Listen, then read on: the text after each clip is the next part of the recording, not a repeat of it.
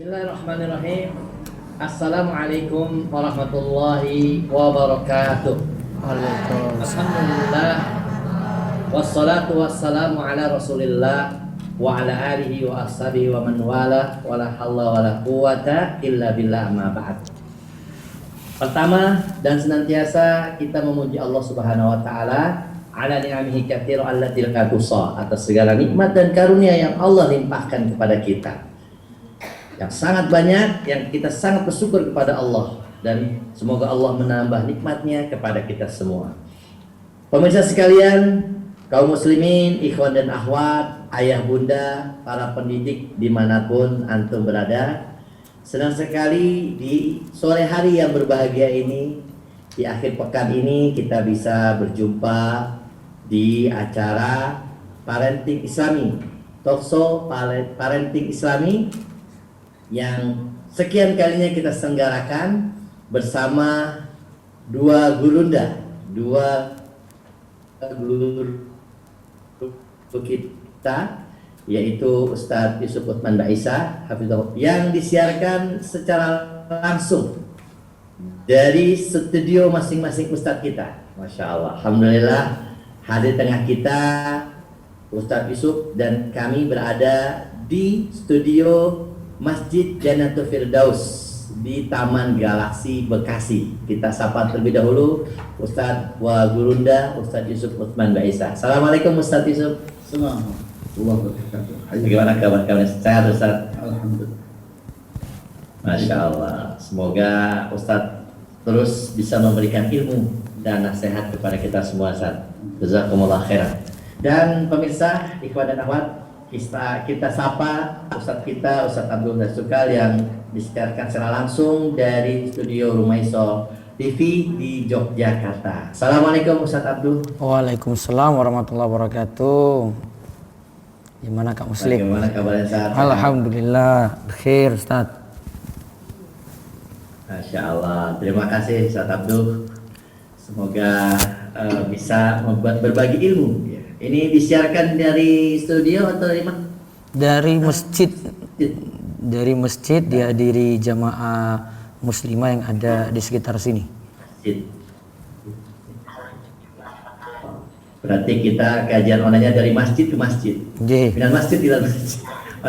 Masya Allah, luar biasa, ini suatu keberkahan insya Allah dan kebahagiaan. Kita bisa menyiarkan kajian talkshow Parenting Islami ini melalui masjid, dan di sini juga kami di Bekasi di Masjid Jannatul Firdaus. Alhamdulillah sudah bergabung bersama kita peserta di Zoom sekitar 50-an ikhwan dan akhwat, dan juga kita siarkan secara langsung di channel YouTube YUB dan channel YouTube Rumaiso TV. Alhamdulillah. Baik pemirsa sekalian, ikhwan dan akhwat, insya Allah pada kesempatan hari ini diskusi parenting kita bersama Ustadz Yusuf dan Ustadz Abdul membahas tentang metode katsayaan, yaitu metode pendekatan, pembiasaan dan pelayanan, dengan tema bagaimana membina anak di bulan Ramadan.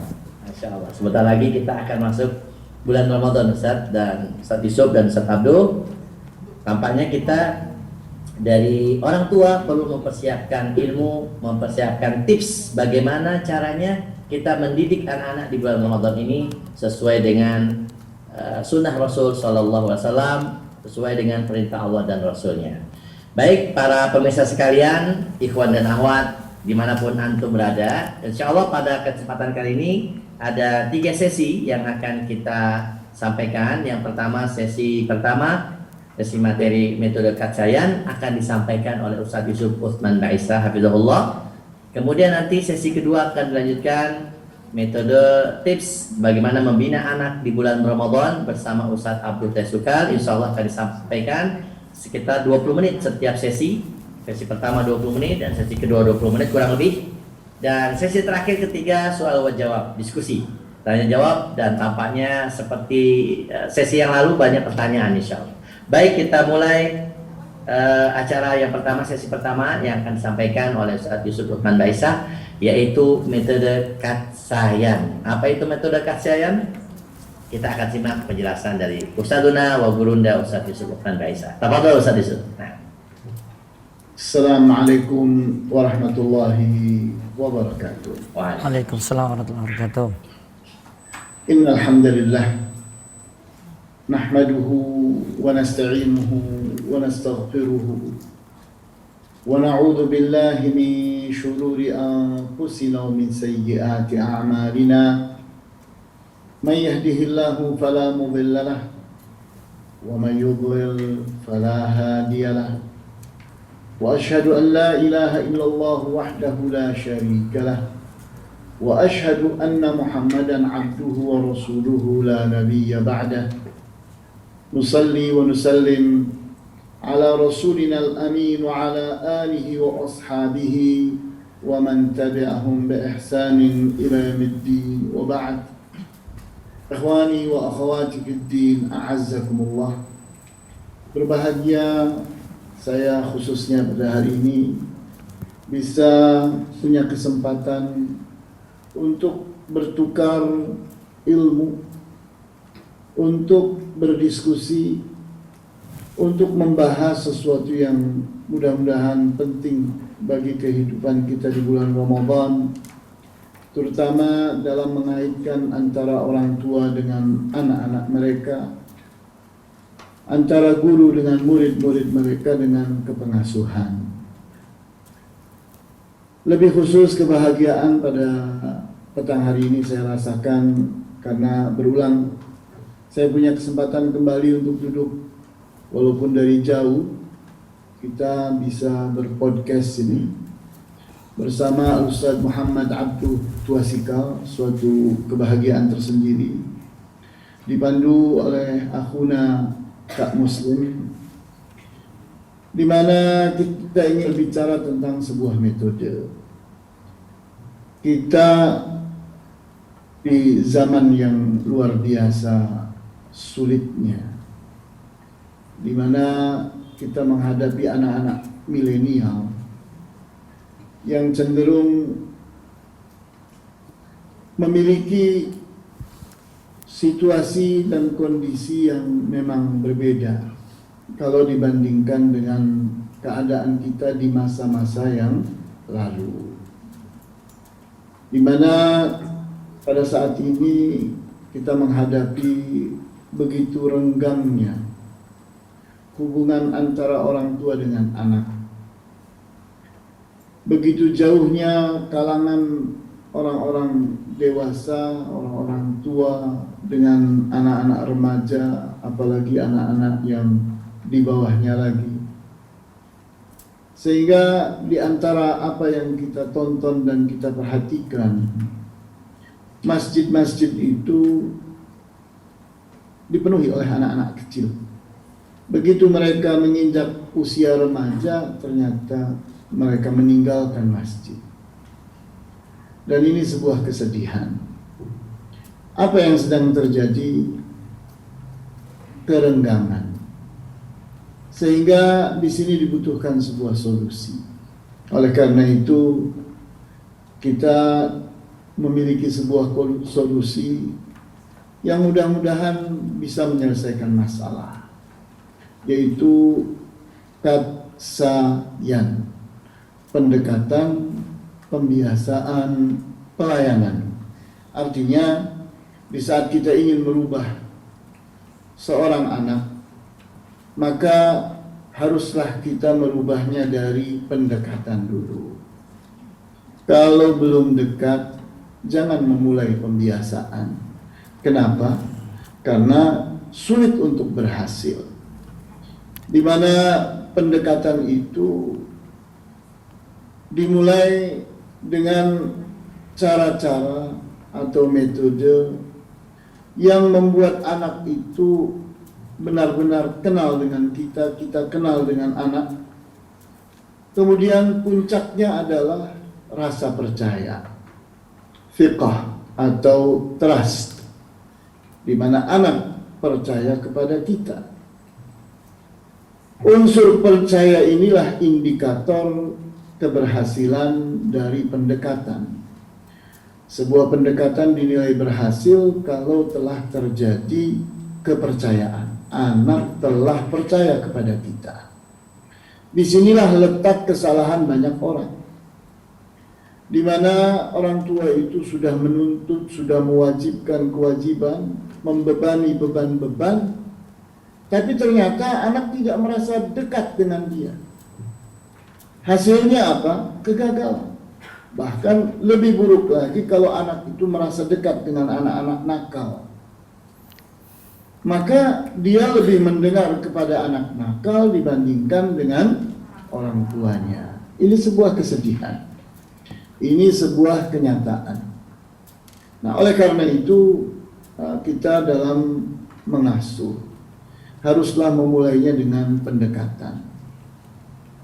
Kemudian berikutnya, kita pada saat ini mudah-mudahan Allah panjangkan umur kita sehingga kita bisa masuk ke suatu bulan yang sangat-sangat mulia sekali, yaitu bulan Ramadan, di mana kita pun membaca surat Al-Baqarah ayat 185. Syahrul Ramadan alladzi unzila fihi al-Qur'an. Bulan Ramadan yang diturunkan padanya Al-Quran pertama kali. Hudan linnas. Turunnya Al-Quran itu adalah petunjuk, pedoman buat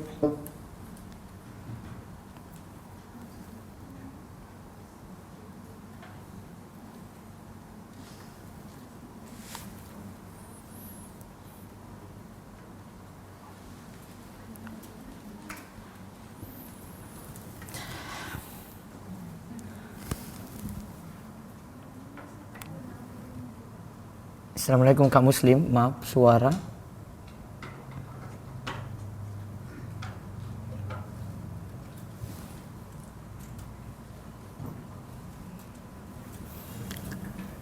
Kak Muslim, maaf suaranya hilang.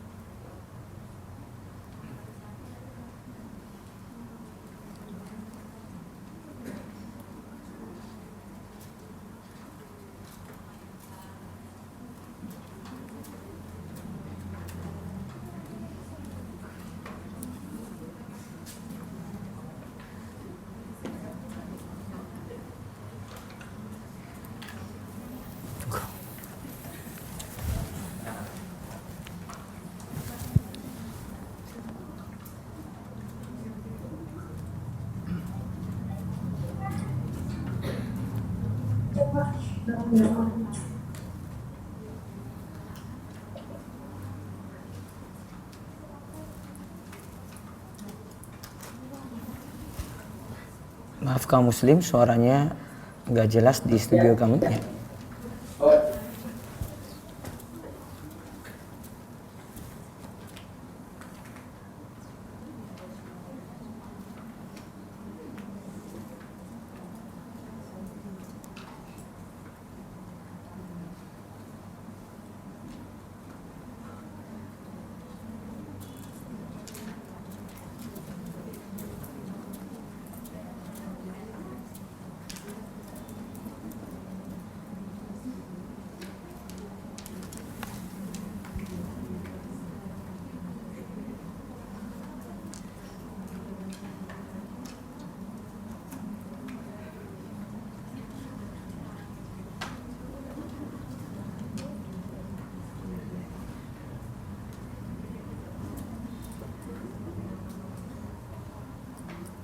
Iya, mohon maaf ada gangguan teknis sebentar, ya. Suaranya agak hilang Ustaz.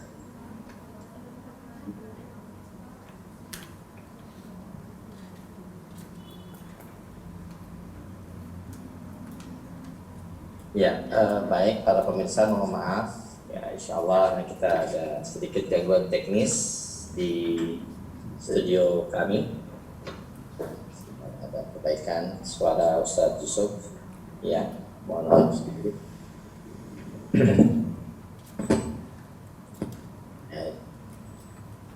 Baik, kita akan lanjutkan beberapa.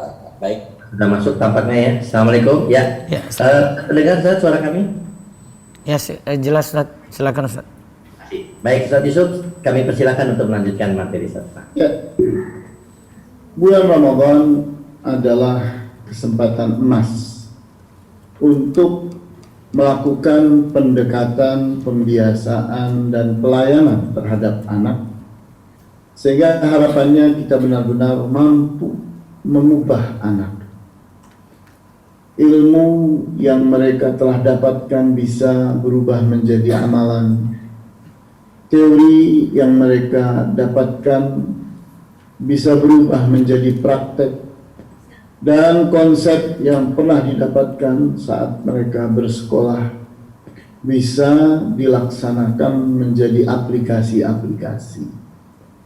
Nah, di bulan Ramadan, bulan yang luar biasa ini, kesempatan untuk melatih anak beribadah, melatih anak berzikir, melatih anak membaca Al-Quran, melatih anak untuk terbiasa mendekatkan diri kepada Allah Subhanahu wa Ta'ala. Maka ini kesempatan yang luar biasa.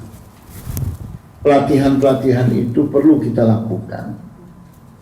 Kemudian yang tidak kalah pentingnya di bulan Ramadan, kita memiliki waktu yang sangat-sangat panjang, terutama di siang hari. Itu kita bisa gunakan untuk juga melatih mereka untuk punya kemampuan yang akan membangun diri anak itu.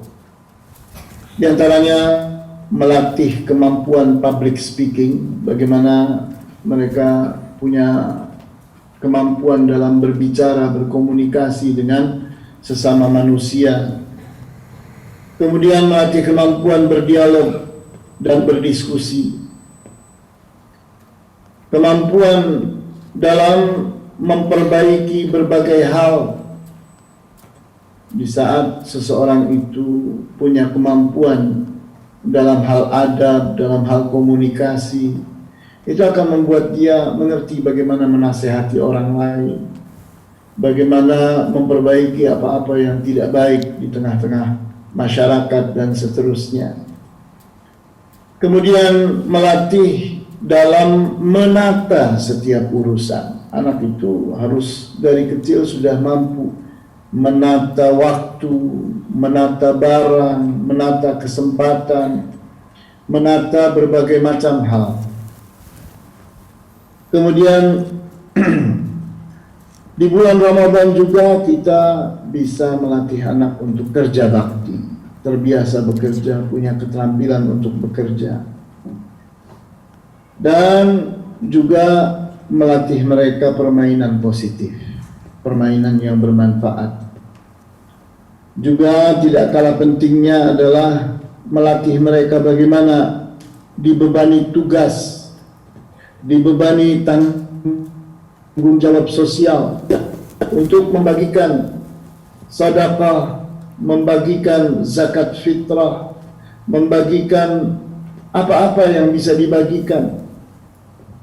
Kemudian di bulan Ramadan juga kita latih anak-anak kita berorganisasi, bagaimana bekerja sama, membagi pekerjaan, membagi tugas, dan seterusnya. Di bulan Ramadan juga kesempatan latihan untuk anak-anak kita bagaimana event planner, jadi orang menata event, menata acara, menjadi event organizer,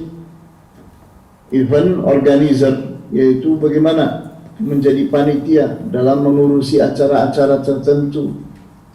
Di bulan Ramadan juga kita bisa membuat anak itu melakukan studi banding, mempelajari apa-apa yang berhasil pada orang, pada suatu masyarakat, pada komunitas tertentu. Ini hendaknya dilakukan supaya anak kita itu punya pengalaman-pengalaman yang akan mampu membangun dirinya. Nah, di saat kita berbicara tentang pendekatan, maka pendekatan itu apalagi di bulan Ramadan sangat-sangat terbuka kesempatannya. Bagaimana sih caranya orang tua untuk mendekati anaknya, guru mendekati muridnya, siapapun yang menjadi pengasuh mendekati peserta asuhnya. dimulai dengan mengenali identitas pribadi.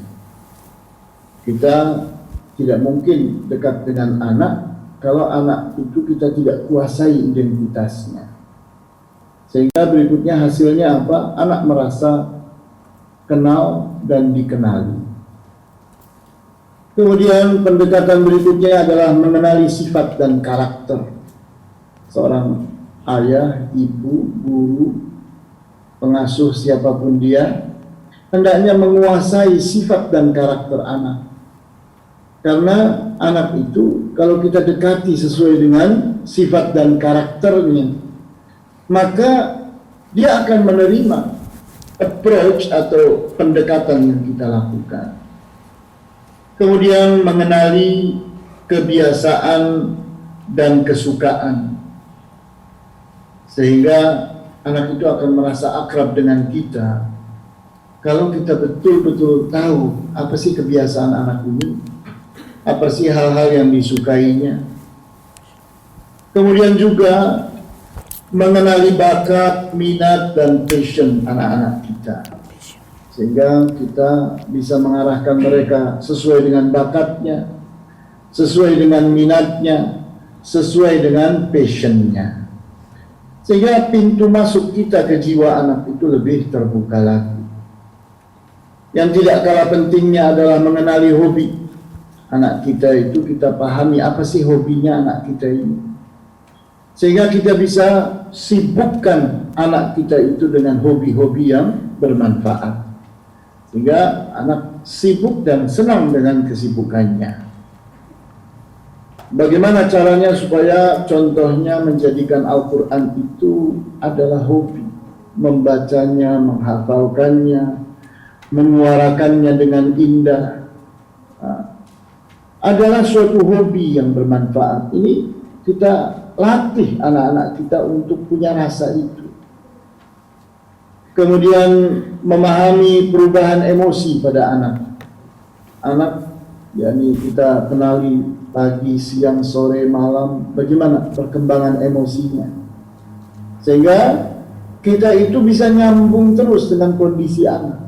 Kita jangan sampai menjadi orang yang terlambat. Anak sudah berubah kondisi emosinya, ternyata kita tidak tahu. Kemudian memberi perhatian penuh kepada anak, sehingga anak itu merasa dirinya diperhatikan.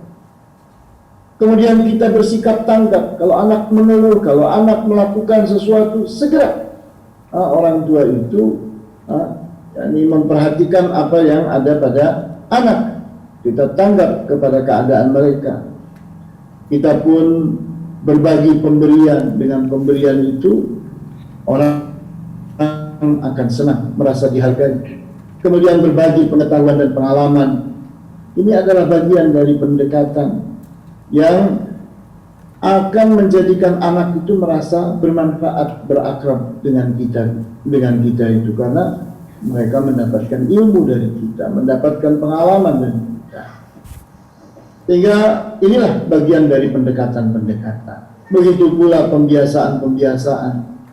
Mungkin nanti Al-Ustadz Muhammad Abdul juga bisa memberikan apa kebiasaan-kebiasaan yang perlu ditanamkan kepada anak di bulan Ramadan, yang kalau luput dari kita akan menyesalinya. Hanya sekedar 1 bulan. Kemudian kita pun bisa melakukan banyak bentuk-bentuk pelayanan. Kita berdialog dengan anak untuk mengenali problem mereka, menyelesaikan masalahnya. Kemudian kita pun membantu anak menghadapi kesulitan-kesulitannya, memperbaiki hubungan yang bermasalah pada anak, kemudian membimbing dalam bersikap dan bertindak, kemudian mengarahkan kepada pilihan yang terbaik kalau memang ada banyak pilihan, kemudian membangun sikap percaya diri sehingga anak itu bisa menjadi pemimpin, kemudian membangun kemandirian pada anak, membantu terbentuknya integritas diri sehingga anak itu dipercaya oleh orang, kemudian memberi tugas dan tanggung jawab sehingga anak itu terbiasa dengan pekerjaan, dengan beban, dengan hal-hal yang bermanfaat buat orang lain, termasuk dirinya. Kemudian mengikuti perkembangan karakter dan prestasi. Bagaimana anak itu yakni dibangun jati dirinya supaya mereka itu bisa bertumbuh dan berkembang. Maka penting sekali 3 hal ini: pendekatan, pembiasaan, dan pelayanan. Dan hendaknya hal ini berurutan. Pendekatan dulu. Indikator keberhasilan dari sebuah pendekatan adalah rasa percaya. Kalau belum jangan mulai dengan beban pembiasaan, karena akan terpental pembiasaan itu. Setelah anak itu benar-benar percaya, baru masuk kepada pembebanan.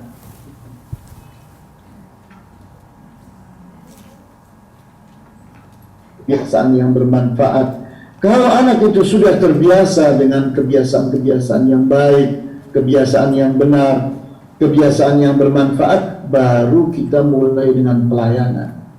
Di mana pelayanan itulah yang akan membuat anak terbantu. Namun, ingat, jangan sampai terbalik. Di saat pelayanan itu ada di depan, itu bisa merusak anak. Contohnya, anak masih nakal, tapi diberi HP yang canggih. Anak masih nakal, tapi diberi sepeda motor yang bagus. Hasilnya apa? Hasilnya adalah semakin nakal anak. Barangkali ini yang bisa disampaikan pada kesempatan kali ini. Wallahu ta'ala a'lamu bis-shawab, walhamdulillahi rabbil alamin, wa sallallahu ala asyrafil anbiya'i wal mursalin wa ala alihi wa ashabihi ajma'in. Masya Allah, jazakumullah khairan kepada Ustadzuna Ustadz Yusuf Utsman Baisa yang telah memaparkan bagaimana metode Katsayan dalam membina anak, khususnya di bulan Ramadan yang penuh dengan berkah ini. Tadi di terakhir seksi beliau mengatakan, hafizahullah, harus sesuai dengan tahapannya. Pendekatan dulu, pembiasaan, baru pelayanan saja. Yang sampai orang tua melayani tapi belum ada pendekatan yang tepat kepada orang tua. Baik, para pemirsa sekalian, alhamdulillah kita sudah dengarkan materi yang luar biasa dari Ustadz Yusuf Utsman Baisa. Selanjutnya kita akan dengarkan bagaimana membina anak, tips-tips membina anak di bulan Ramadan. Nah, ini sangat menarik. Ya, insya Allah akan disampaikan oleh Ustadz kita dan juga sekaligus praktisi.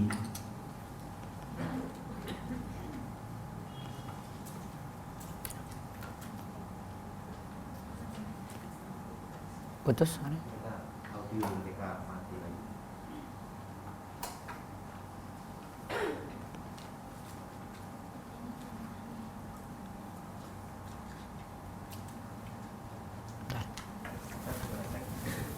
Bismillah. Kaum muslim.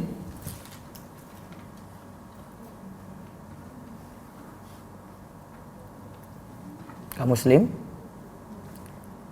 Suara saya jelas? Nah, Ustaz, kami mendengarkan Ustaz. Kami persilakan Ustaz untuk melanjutkan. Silakan Ustaz. Bismillahirrahmanirrahim. Ya, Assalamualaikum warahmatullahi wabarakatuh. Alhamdulillah, segala puji bagi Allah. Salawat dan salam semoga tercurah pada suri tauladan kita, Nabi besar, Nabi agung, Nabi Muhammad sallallahu alaihi wasallam. Baik, terima kasih pada kesempatan sore ini bisa berjumpa lagi dengan Ustadz Yusuf Utsman Baisa bersama Kak Muslim dengan keberadaan 2 studio yang berbeda untuk podcast, satu di Bekasi dan satu di Gunung Kidul, Yogyakarta. Untuk kesempatan kali ini kami melengkapi apa yang disampaikan oleh guru kita Ustadz Yusuf Utsman Baisa. Kali ini kita lihat metode Katsayan, mudah-mudahan bisa diterapkan ketika kita masuki bulan Ramadan. Metode ini mengasuh dengan pelayanan ya, yang tadi disebutkan oleh guru kita. Katsayan itu pendekatan, pembiasaan, pelayanan. Diingat 3 ini urutan. Seperti kata beliau tadi, pendekatan, pembiasaan, pelayanan. Anak dekati dulu, sudah timbul percaya, baru kemudian diberi pembiasaan. Nah, sudah diberi pembiasaan, diberi pelayanan. Ya, kadang dikasih hadiah, kadang dikasih sesuatu gitu untuk semakin motivasi dia dalam beramal. Nah, ini 3 hal ini, pendekatan, pembiasaan, pelayanan, ini bisa kita terapkan kalau masuki bulan Ramadan mendidik anak-anak kita. Dan metode tadi ini secara umum juga jadi metode dan sarana pendidikan ya. Ini juga disampaikan oleh pakar pendidikan saat ini, Dr. Abdullah Nasi Ulwan, dalam Tarbiyah al-Aulad fil Islam, pendidikan anak dalam Islam. Kita didik anak itu dengan keteladanan, kebiasaan, lalu nasihat, perhatian, kemudian ada hukuman. Ini kalau tidak melakukan apa yang orang tua perintahkan. Tapi kalau sisi prakteknya tadi, apa yang disebut oleh Ustadz Yusuf Usman Baisa dengan katsayan, ya, pendekatan, pembiasaan dan pelayanan, nah itu tataran prakteknya. Kalau di sini teori tapi tidak disebutkan secara berurutan ya. Ini ingat 5 metode ini ya. Jadi misalnya teladan ya. Kalau puasa, mau ngajak anak puasa, misalnya puasa sunnah dulu. Saat kita mau persiapan saat ini ya. Ya, orang tua biasakan puasa sunnah, nah nanti anak akan ikut. Nah, itu keteladanan dari orang tua. Kalau kebiasaan, nah tadi dibiasakan pada anak. Nah, kalau dia sudah terbiasa baru dikasih pelayanan, dikasih hadiah atau sesuatu. Nah, kadang untuk memberikan ilmu, nah itu dikasih dalam bentuk nasihat, ya, dan juga di sini bentuk ada perhatian atau pengawasan. Jadi nomor 4 ini bisa maknanya juga adalah pengawasan. Kemudian baru yang terakhir itu hukuman. Nah, seperti kalau anak sudah menginjak usia 10, ya anak disuruh sholat nggak mau, padahal sudah diajar dari usia 7 tahun. Nah, maka anak boleh dipukul ketika itu. Nah, ini mendidik secara umum yang disebutkan oleh Syekh Dr. Abdullah Nasi Ulwan. Nah, diingat mengasuh itu sama dengan melayani. Ya, melayani, tapi dengan tahapan kayak tadi ya, pendekatan, pembiasaan dulu. Dan yang kita dapat pada Rasul kita. Ya, Rasul sallallahu alaihi wasallam punya sifat itu yang memberikan kasih sayang kepada kita. Walladzi ba'atsa fil ummiyina rasulan minhum yatlu alaihim ayati wa yuzakkihim wa yu'allimuhumul kitab wal hikmah wa in kanu min qablu la fi dhalalim mubin. Allah mengutus Rasul kepada kaum yang buta huruf dari kalangan mereka sendiri, yang membacakan kepada mereka ayat-ayatnya, menyucikan jiwa mereka dan mengajarkan. Meskipun sebelumnya ini mengajarkan kitab dan sunnah, meskipun sebelumnya mereka benar-benar dalam kesesatan yang nyata. Nah, di sini ada pengajaran. Nah, kemudian dari situlah umat Islam itu mendapatkan rahmat. Jadi mengasuh, nah ini sama dengan melayani. Nah, sekarang orang tua sebagai pengasuh itu bagaimana? Satu, sebagai inspirator, menginspirasi. Jadi ada rinciannya ya, contoh-contohnya. Yang kedua, mediator. Yang ketiga itu jadi konsultan, tempat konsultasi berarti. Yang keempat itu motivator. Inspirator tadi teladan, berarti teladannya dari orang tua ya. Mediator, kemudian konsultan, kemudian motivator, beri motivasi ya. Kemudian fasilitator, dan yang keenam instruktur. Nah, kita lihat satu-satu ya. Tadi satu apa? Inspirator, 2 mediator, 3 konsultan, 4 motivator, 5 fasilitator, 6 instruktur. Coba apa yang dimaksud?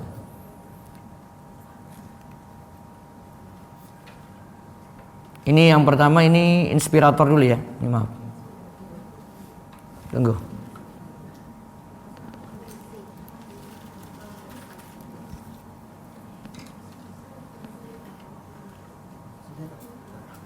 Betul? Oh iya, tunggu. Ini tidak dibuat urutan dari tadi, sebentar. Kita mulai dari instruktur dulu. Tadi tidak urutan. Ya. Orang tua melatih mengamalkan ilmu seperti ya, mengajak anak ke masjid. Nah, itu instruktur kan, pemerintah. Kemudian mengajak anak berpuasa. Kemudian mencontohkan perilaku baik kepada anak.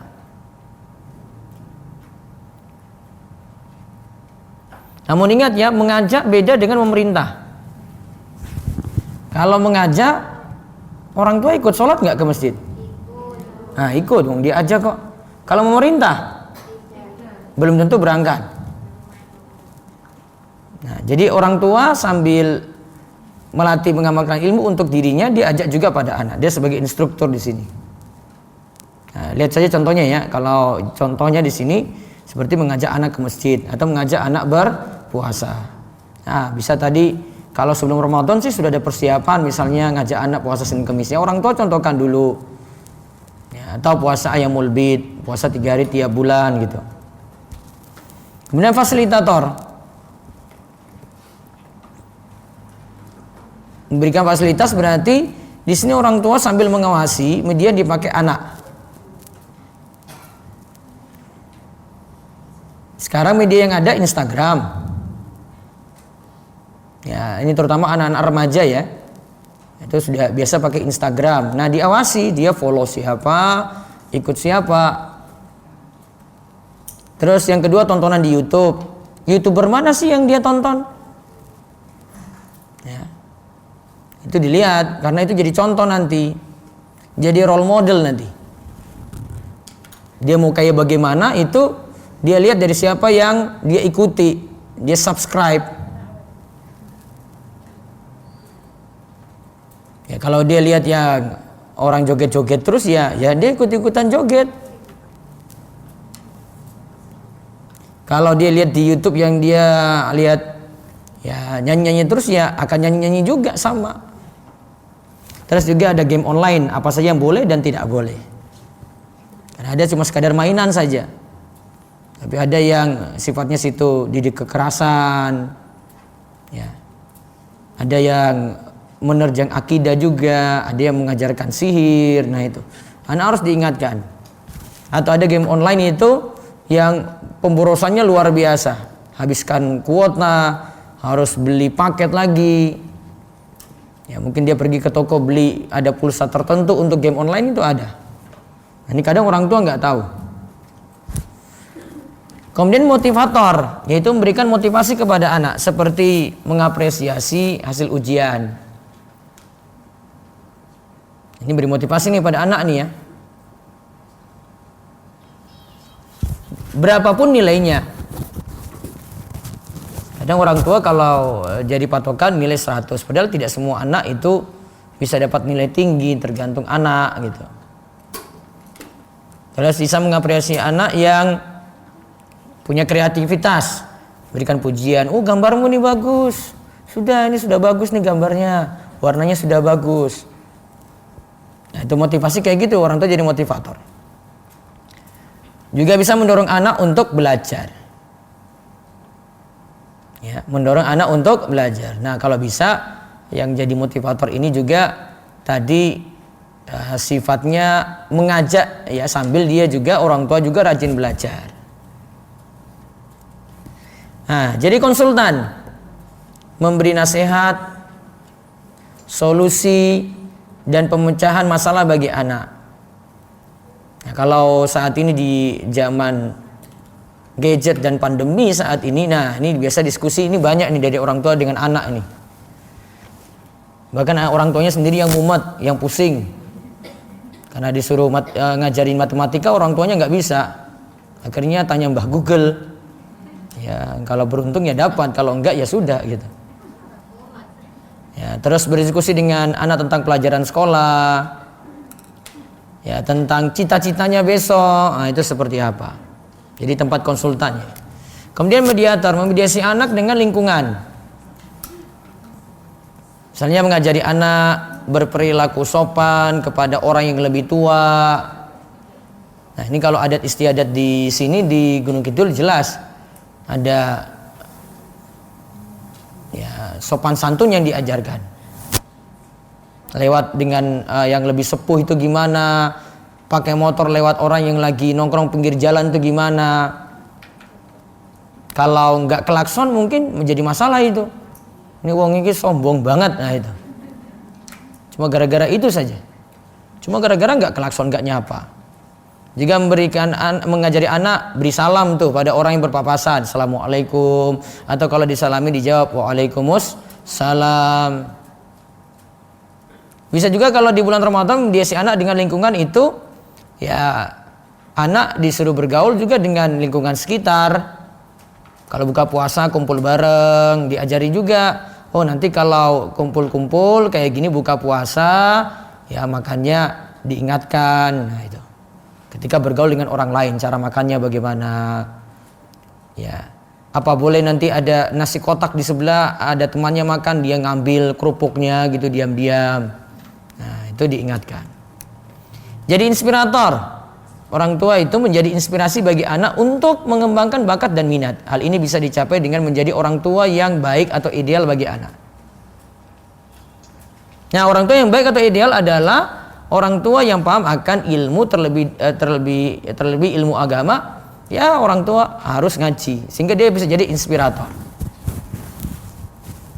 Ya kalau lihat ayah bundanya, ya ibunya itu ngaji, ya nanti akan ikut ngaji juga. Lihat ayahnya juga demikian. Nah sekarang kita lihat membentuk karakter si buah hati. Ini mulai dari sholat ya. Nanti yang gak sempat catat besok tak kasih PDF. Nah, contoh kita ngajak anak. Lihat ya. Muru auladakum bis sholati wa hum abna'u sab'i sinin wadribum 'alayya wa hum abna'u 10 sinin wa farriqu bainahum fil madaji. Perintahkan anak kalian untuk sholat dari usia berapa? 7 tahun. Jadi silakan ngajak ke masjid. Yang penting tahu aturan itu anak ya. Kalau memang sudah diatur baiknya tidak diajak. Namun kalau sudah bisa diatur ngajak ke masjid. Sambil anak ini kalau dia dengan ayahnya berarti berdiri di samping ayahnya. Jangan di samping teman-temannya. Kalau samping teman-temannya yang ada cuma jadi grup baru lagi dalam masjid. Grup yang pengacauan gitu. Ya, imamnya lagi baca dia teriak-teriak di belakangnya karena kumpul dengan teman-teman. Jadi samping bapaknya itu prakteknya Ji. Nah kalau 10 tahun nggak bisa, 10 tahun nggak mau, artinya 10 tahun juga diajak terus nggak mau, nah nggak mau sholat maka bisa lebih keras dalam hal ini, diberi hukuman, dipukul. Tentu dengan pukulan yang sifatnya itu mendidik. Nah ini lagi tanamkan anak karakter. Ini dari kecil itu sudah diajak sholat walaupun belum balik. Ini 7 tahun usia tamyiz. Ya, itu sudah diajak.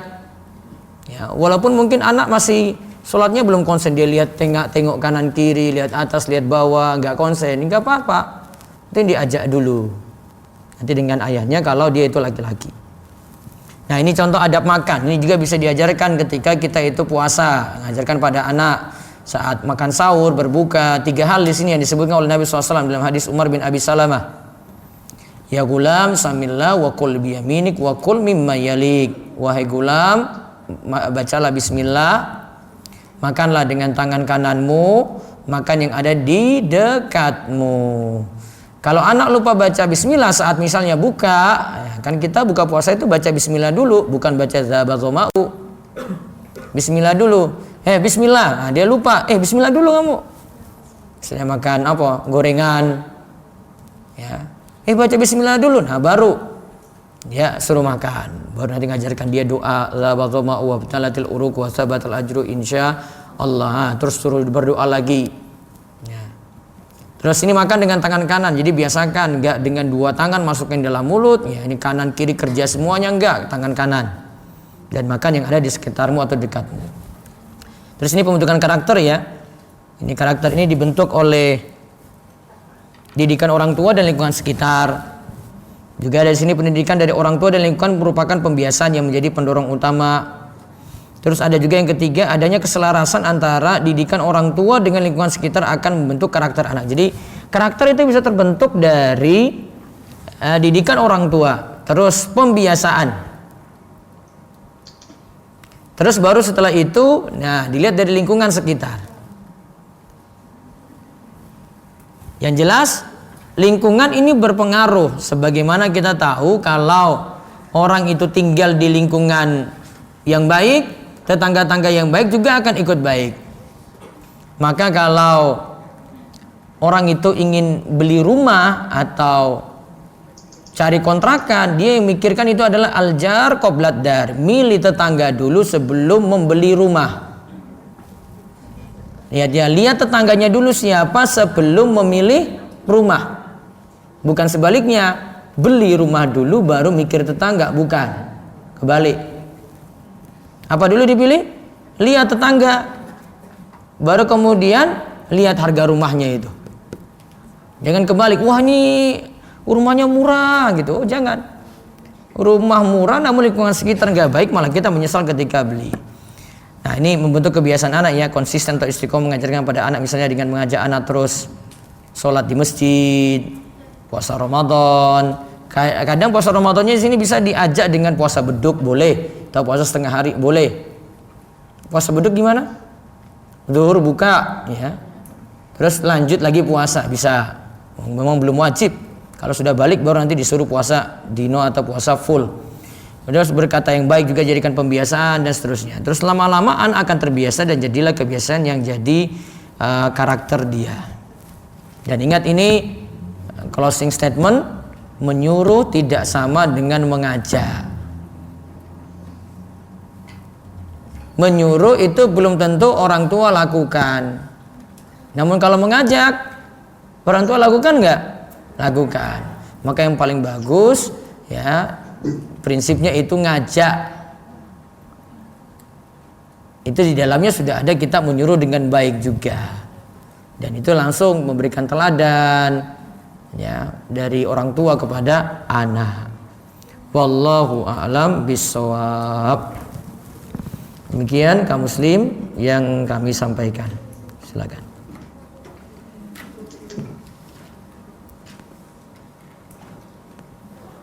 Ya.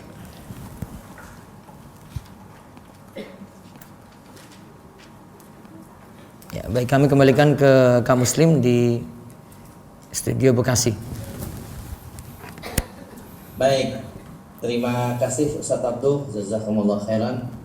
Ya, kita tampilkan dulu akun dari studio kita, mungkin belum muncul ya. Ya. Ya.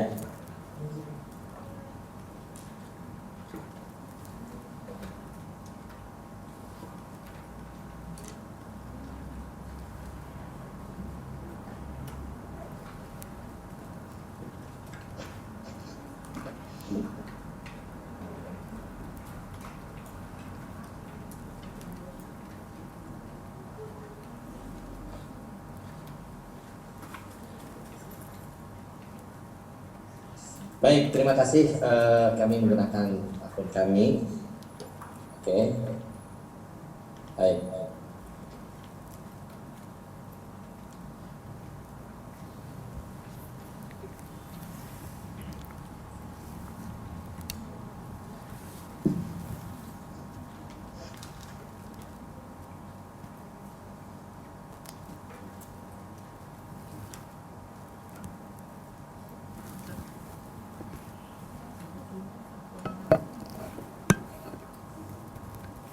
Ya, saya ulangi tampaknya suara dari akun kami belum masuk. Suara kami terdengar, Ustaz? Alhamdulillah terdengar kaum muslim. Iya. Baik, kami menggunakan akun ini. Jazakallah khair pada Ustaz Abdul yang telah memaparkan tips bagaimana membina anak di bulan Ramadan menjadi motivator, aspirator. Baik. Dan juga terima kasih kepada Ustaz Yusuf Baisa, Ustaz Abdul. Selanjutnya kita buka sesi tanya jawab bagi peserta di Zoom. Yang tampaknya sudah banyak yang ikut, sekitar 70, hampir 70 peserta. Mungkin kita langsung bertanya ya melalui Zoom. Ya, silakan untuk kita langsung membuka tanya jawab di Zoom kita. Mungkin admin bisa membuka, siapa dulu langsung bertanya kepada kedua ustadz atau narasumber kita. Tafadhol. Nah, silakan kita buka untuk penanya pertama di sesi ketiga ini. Ya, tafadhol. Ada yang ingin bertanya langsung? Kita utamakan bertanya langsung yang mungkin lebih afdol ya. Memang ada yang bisa diskusi. Oke, dari Eva, akun Eva. Silakan kita buka pertanyaan pertama dari akun Eva. Tafadhol Ibu Eva. Ya, bisa dibuka suaranya. Ya, silakan. Ibu Eva, silakan. Ya, silakan Ibu Eva. Bisa bertanya langsung kepada Ustadz melalui aku di Zoom. Mana Ibu Eva? Oke, Ibu silakan. Halo. Oke, belum responnya. Kita baik, selanjutnya Ibu Rahmi. Kita ada pertanyaan dari yang pertama Ibu Rahmi. Silakan Ibu.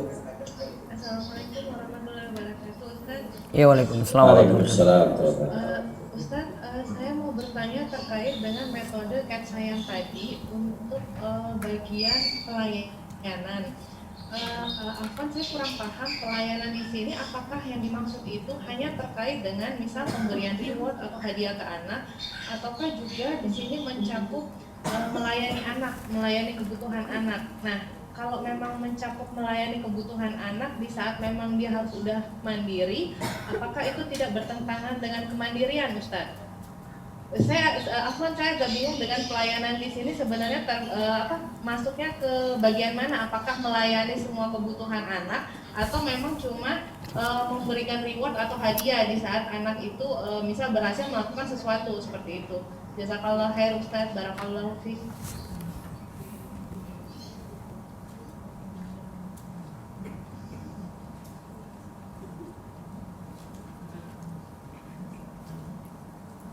Ya, silakan Kak Muslim.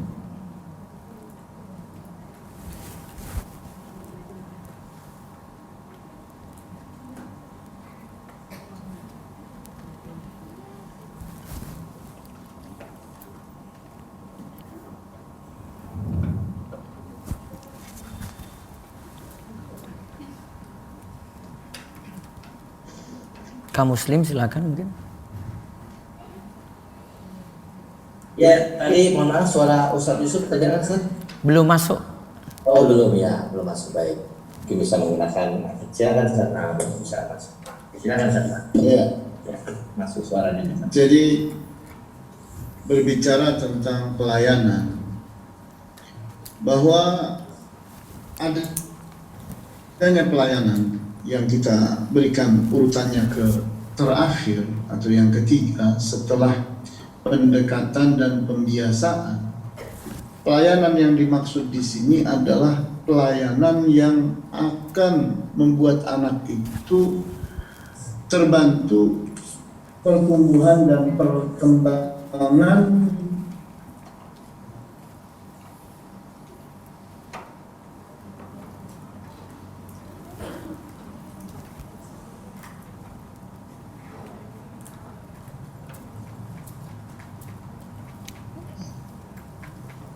Kak Muslim bisa diulang lagi, belum jelas.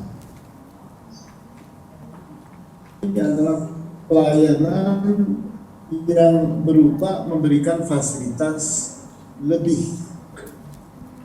Contohnya adalah melayani anak dengan memberikan peralatan-peralatan, fasilitas-fasilitas, atau yakni membawa anak yakni kepada sarana prasarana yang bisa jadi kalau itu diterima oleh anak yang memang baik, memang sudah siap, itu akan bermanfaat.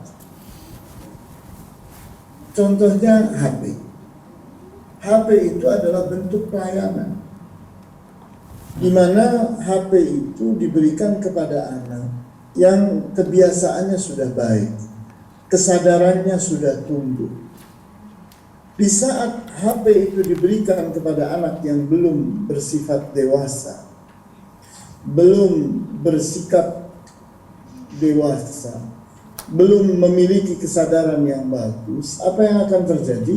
HP itu justru akan merusak anak, akan membuat anak itu malah larut di dalam hiburan-hiburan, game-game, membuang-buang waktu, untuk kemudian nanti lahir problem berikutnya, ada yang disebut dengan gadget addict atau game addict atau yang seperti itu. Anak itu kecanduan yang habis itu anak malah sulit disembuhkan.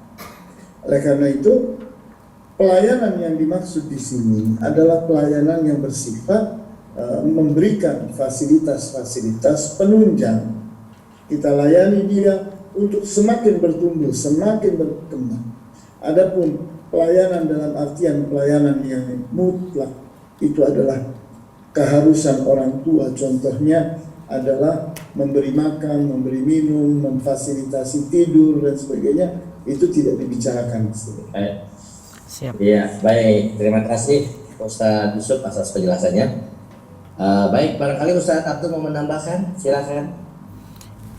Iya, saya sependapat dengan Ustadz Yusuf. Jadi memang hanya itu sebagai istilahnya itu kayak yang nanya tadi, reward gitu. Jadi reward, tapi diberikan setelah anak punya ya kebiasaan dulu. Ketika belum terbiasa, belum terdidik baik, ya tentu dia akan menggunakan fasilitas ini tidak tepat juga, seperti gawai atau HP yang saat ini ada. Termasuk juga membuka dia fasilitas game atau berikan dia fasilitas bebas untuk menggunakan media sosial. Ya kalau diberikan bebas, setelah sebelumnya itu punya masalah, ya nambah masalah lagi yang baru, sehingga membuat orang tua sulit untuk mendidik anak selanjutnya. Jadi tadi seperti penegasan dari Ustadz Yusuf, beri fasilitas penunjang untuk anak itu tumbuh dan berkembang. Ya, itu tidak masalah dalam hal ini untuk dia tumbuh dan berkembang ya. Tapi kalau fasilitas ini malah membuat dia semakin jauh dari Allah, ya baiknya ditunda sampai anak tersebut punya kebiasaan yang baik. Gitu Kak Muslim. Baik, terima kasih. Jazakallah khair Ustaz Abdul. Selanjutnya kita buka penanya selanjutnya. Kami persilakan dari akun Ibu Yeni. Silakan Ibu Yeni. Tafadhol. Ya. Ya, Ibu Yeni silakan. Iya. Mau tanya Ustaz, ketika kita sudah bisa melakukan 3 metode tadi, yaitu pendekatan, pembiasaan, kemudian pelayanan, bagaimana kita mengatasi anak yang mengalami kejenuhan ketika melakukan itu semua Ustaz? Jadi saat ini si anak sudah melakukan pembiasaan tersebut, kemudian kami juga berusaha untuk memberikan reward, namun sedang mengalami titik jenuh. Jadi misalkan mengikuti kajian, dianya tidak semangat. Nah, gimana caranya kami sebagai orang tua menumbuhkan kembali semangat dia untuk mengikuti rutinitas tersebut Ustaz? Demikian Ustaz pertanyaannya. Baik, kita dengarkan jawaban dari Ustadz kita. Silakan, mohon maaf pakai akun kami suaranya. Ya. Silakan. Baiklah, berbicara tentang bagaimana kita itu menghadapi anak yang mengalami kejenuhan. Ya, kita tidak bisa pungkiri bahwa setiap manusia itu kadang-kadang ada di posisi semangat, kadang ada di posisi malas. Pada posisi anak itu sedang turun atau hilang semangat atau mengalami kejenuhan, maka tentunya orang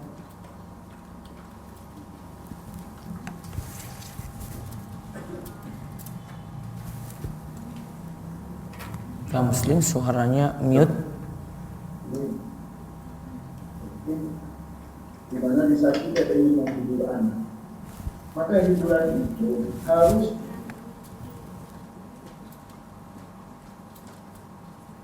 yang penting anak itu bisa diam, yang penting anak itu bisa itu ternyata diberi game-game yang merusak atau tontonan-tontonan yang merusak atau dari kegiatan-kegiatan yang justru akan membuat anak itu bukan semakin baik tapi semakin sulit untuk kita didik. Yang merusak anak itu justru kita sendiri.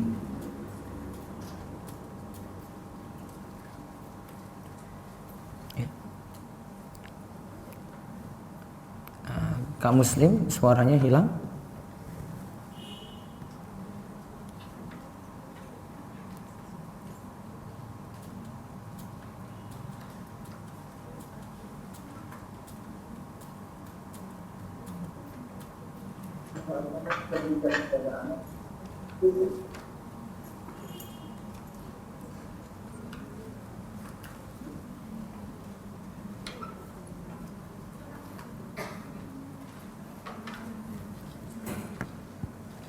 Kak Muslim, suaranya hilang lagi.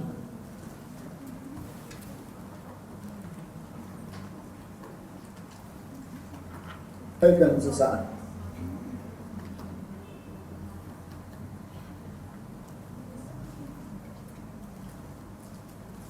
Sesungguhnya kita lagi merusak dia, lagi membuat dia akan punya posisi yang sulit berikutnya untuk kita ubahkan.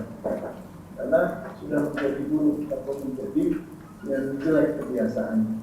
Ya, terima kasih Ustaz Yusuf Jazakallahu khair atas jawabannya.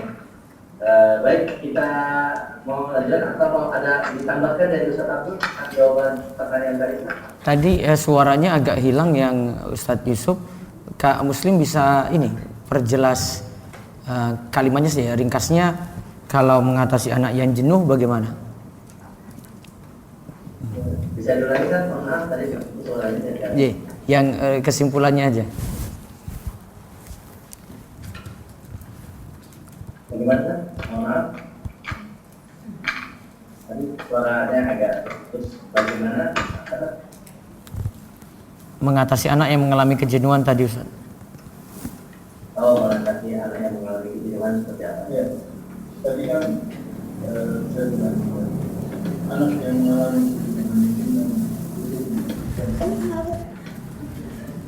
dengan diberi hiburan juga, hiburan yang tentunya bermanfaat dan tidak berbahaya. Kita berikan kegiatan-kegiatan.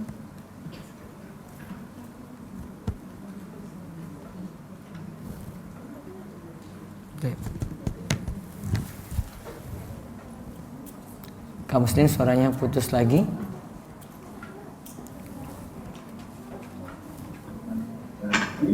Saya berikan ini katakan bahwa dari hiburan yang namanya hiburan itu memberi semangat itu yang pertama tidak boleh merusak, yang kedua itu adalah yakin ini bermanfaat bagi Allah. Baik, terima kasih Ustaz Yusuf Jazakallahu khair. Kita buka pertanyaan lagi atau ada tambahan dari Ustaz Abdul? Ya, tadi sudah ini sama kita kasih hiburan kalau anak mulai jenuh dengan hiburan yang tadi tidak boleh merusak, hiburannya bermanfaat. Terus mungkin ditambahkan lagi agar anak tidak jenuh, kita mungkin tidak memaksa dia ketika dia sudah mulai jenuh, tapi sekadar yang wajib yang dipenuhi. Jadi misalnya kita kebiasaan ngajak sholat duha misalnya ya, agak ada suatu kendala atau ngaji gitu ya, misalnya ada suatu kendala, minimal yang wajib dulu. Jadi beralih ke wajib, sudah wajib cukup. Nah nanti ketika suatu waktu dia semangat lagi, nah tambahkan lagi dia dengan amalan-amalan yang sifatnya sunnah. Jadi tidak dipaksa terus untuk yang sunnah, jadi nanti membuat anak itu cepat jenuh. Jadi tergantung kondisi dia juga. Tapi jangan lupa untuk lakukan katsayan tadi ya. Sudah ada kebiasaan, ada berikan fasilitas lagi untuk menunjang dia, kasih pelayanan yang baik untuk anak. Wallahu a'lam. Baik, terima kasih Ustaz Abdul. Ya.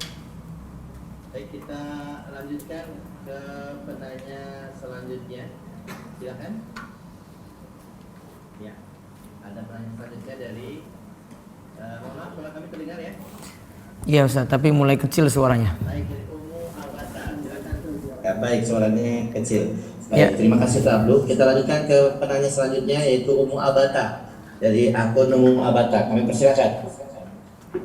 Bismillah, Assalamualaikum warahmatullahi wabarakatuh. Ya, Waalaikumsalam warahmatullahi wabarakatuh.